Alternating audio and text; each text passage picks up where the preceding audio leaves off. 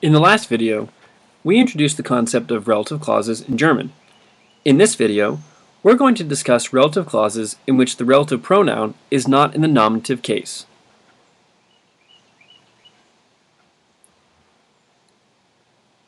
Let's review.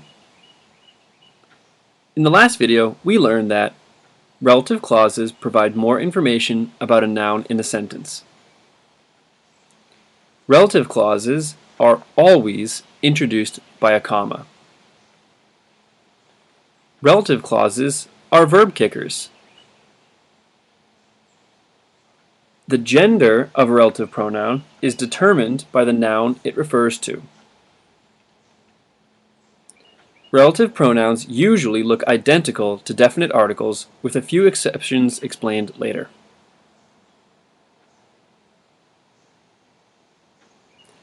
Here are the examples we introduced in the last video.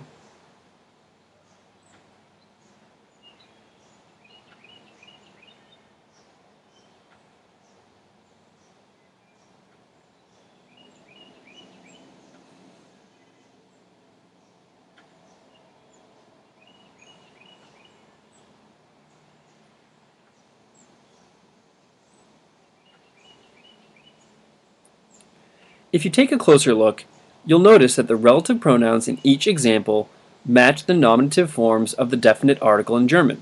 This is because in each relative clause, the relative pronoun is the subject of the clause. Here's something important to understand. The gender of the relative pronoun is determined by the noun it refers to earlier in the sentence. In this example, the relative pronoun refers to der Mann. And so, we use a masculine relative pronoun.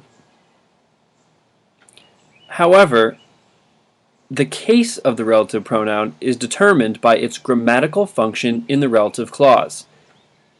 In this example, the relative clause der nett ist the equivalent of saying ist nett if it were its own sentence. The relative pronoun is the subject of the relative clause, and so it must be in the nominative case.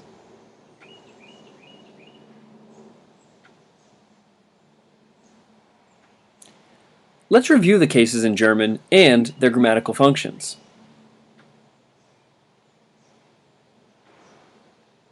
The nominative case is used to represent subjects of sentences or clauses.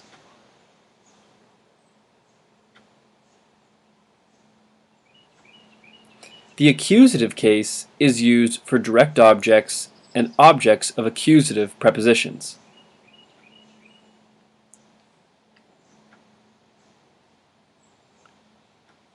The dative case is used for indirect objects and objects of dative prepositions.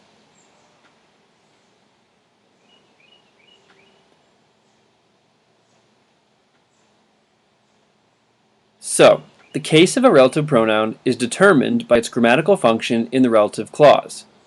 What does this look like? Well, here's an example. Here's that man again who you thought was really nice. You're showing your friend a picture of this guy, and your friend is sure she's seen him recently. She says, "Das ist der Mann. Ich habe den Mann gestern gesehen." Or maybe she says, "Ich habe ihn gestern gesehen." It doesn't really matter since den Mann and its pronoun ihn are the same gender and case. She could also express this same thought with a relative clause. Das ist der Mann, den ich gestern gesehen habe. In this example, the relative pronoun still refers to der Mann, so we still use a masculine relative pronoun. But you'll notice that the relative pronoun isn't der, it's den. That's because the relative pronoun is the direct object and not the subject of the relative clause. Ich is the subject, since your friend, who's speaking, is the one who's doing the seeing. The man is the one being seen, and so he's the direct object. Since German uses the accusative case for direct objects, we use a masculine, accusative relative pronoun. Now, look at these examples that also have relative pronouns in the accusative case. Feel free to pause the video if you need more time to read what's on the screen. Press play once you're ready to start back up again.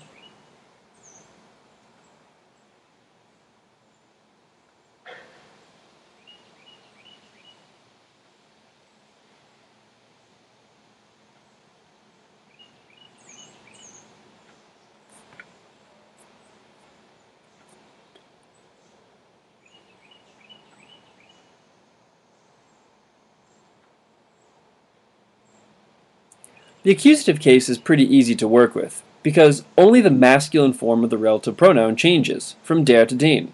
The other relative pronouns, feminine, neuter, and plural, all use forms that are identical to nominative case.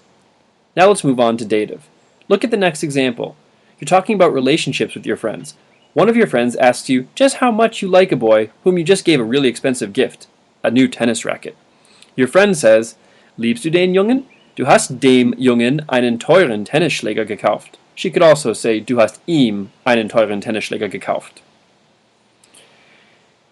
Here's that same question and statement, but formulated using a relative clause. Liebst du den Jungen, dem du einen teuren Tennisschläger gekauft hast? The relative pronoun dem refers to the boy, but it's neither the subject nor the direct object of the relative clause. Du is the subject of the relative clause because you're the one who bought the gift. Tennisschläger is the direct object because it's the thing that was bought. What part of the relative clause answers the question to whom or for whom? Who did you buy the tennis racket for? Dem Jungen, for the boy. Therefore, dem Jungen is an indirect object and must use the dative case. So, since the relative pronoun refers to the boy and he's the indirect object of the relative clause, the relative pronoun takes a masculine dative form. Here are more examples that show how dative relative pronouns look in feminine, neuter, and plural situations. Remember, you can pause the video at any time if you need more time to read what's on the screen. Press play when you're ready to start back up again.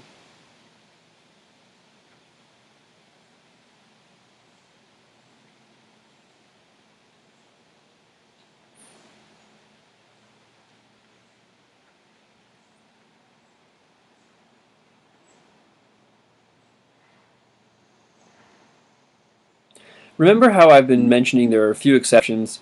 Here's one.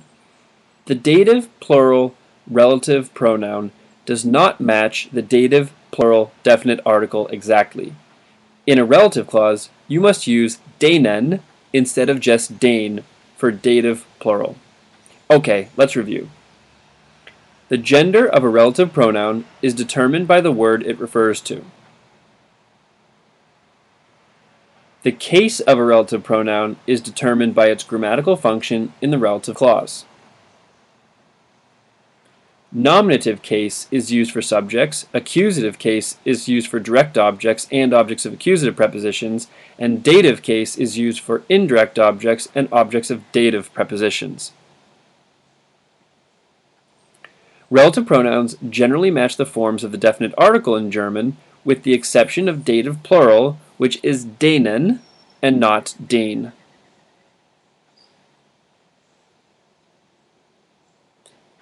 In the next video, we'll look at relative pronouns that are part of a prepositional phrase.